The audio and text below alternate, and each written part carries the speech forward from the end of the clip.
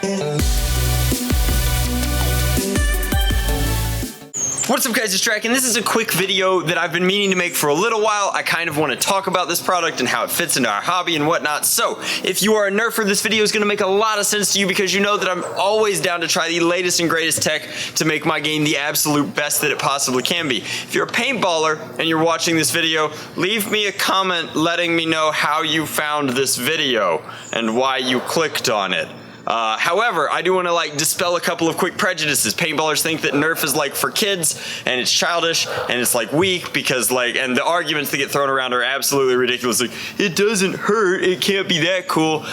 No shooting sport should be about intentionally trying to hurt your opponents. It should be about athleticism and marksmanship and objectives and teamwork and team building, etc. That's at least my opinion. But recently in the last few years, Nerf has put out blasters that are a lot like paintball markers in a lot of ways. However, they are toys, so they don't shoot as hard. But we in the Nerfing community have modified them, so they're still shooting circular spherical ammo, and the ammo is lightly dimpled, unlike paintball, so it flies very true as opposed to your average paintball. And we don't have to worry about field fee or air fee, so hopefully, at least for those of you few paintballers that are watching this video, maybe that sounds pretty good. Maybe you should try out Nerf. No field fee, no air fee, just charge your LiPo batteries, and we get FPS pretty close to a lot of paintball markers, or at least where paintball markers should be.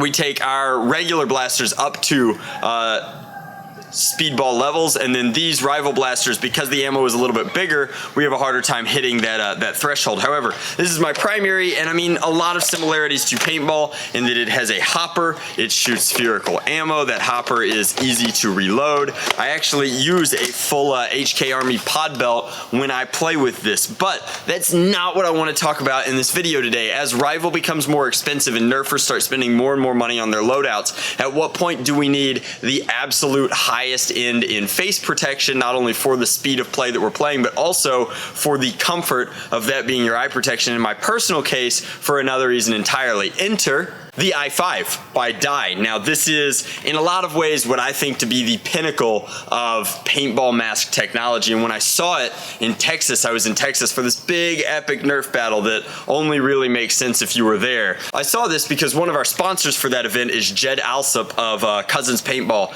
in Texas, and it's a really cool product. And I saw it and I was like, man, and I used to play speedball, tournament speedball, and I never had a mask this nice. I never even had a particularly nice marker, but this is just so leaps and bounds above where masks were 10 years ago. It is comfortable, it's padded everywhere, everything in it is easy to change out. I can see how if you were a paintballer, this is exactly what you would want to be wearing. In particular, it's got this mechanism here in the back which locks into the atlas bone in your skull, right at the top of your spine, and when you turn this dial here,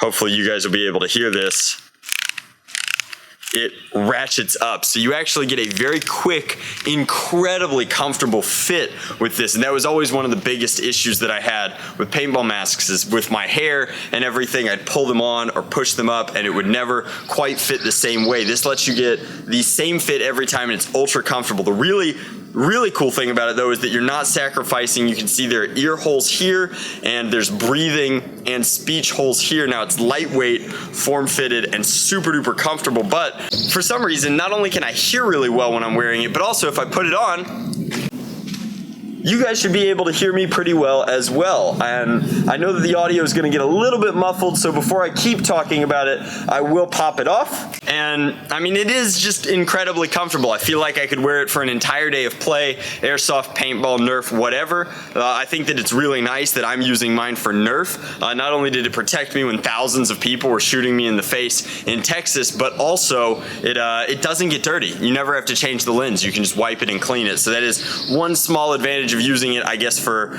Speed Soft, which is the airsoft speedball variety, or for Nerf, which is what I want to use it for primarily. Now, also, if you're a YouTuber or a content creator, I thought that this was the coolest feature ever. So you'll see on this side, there's the Dye logo, and it's a little kind of panel, but it's super quick. All you need is a simple hex key. You can actually pop an included form-fitted camera holder here, and that means that you can easily throw on a low-profile GoPro mount, and then you can take a GoPro that just so happens to be pretty small and lightweight, and you can capture some interesting footage as well from a perspective that otherwise is difficult to get. I used to wear these video goggles which solved this problem, but they were hot, they were stuffy, and the visibility in them wasn't that good. This is clearly designed with visibility in mind because it's always clear, but also this mount on the side of your head with this thing holding it to your face turns your body into a tripod and gets you some really, really cool POV that honestly can't be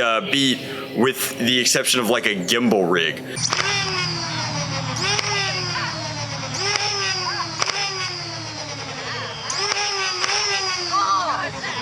Hooray! I think. So I wanted to show you some of that footage. I wanted to talk about the i5. And then most of all, I wanted to make this video kind of to ask you guys the question, like, do you think we're at a point in our hobby where picking up equipment like this, that realistically, like, this is an almost $200 paintball mask, is worth it? Like, and for me, I know that I Nerf enough. I Nerf like 2 to 3 times a month minimum, and I travel all around the world to do it. So like for me, this is definitely worth it. The comfort, honestly, it looks really cool. Like we haven't talked about that yet, but that is a pretty gnarly look on the battlefield. It kind of gives you that faceless soldier sort of vibe. You feel more like a video game character wearing it. So I've given it a little bit of a field test. I think that I'm going to keep wearing it for a long time. Have all paintball masks gotten this good, or is it just dye making the best stuff around? I have no idea. So let me know in the comment section below, like, what do you think of wearing paintball masks for Nerf? Obviously, I don't think it's necessary to have full face protection, but darn if it isn't nice. And then just the overall like expenditure, do you think that this is worth it to work into your loadout? Would you wear a paintball mask for your Nerf battles? Thank you guys very much for tuning in. Hopefully you enjoyed this. It's kind of just a comprehensive breakdown and review of this mask. I'm sure that like dozens and dozens of paintball channels have already reviewed this mask and determined that yes, it is pretty nice, but for us, I wanted to do a review from a Nerf perspective to see if it's worth it, like within our hobby, and if that money is still well spent. I think it is. Thank you guys very much for watching. As always, much love. Nerf on, Drac out.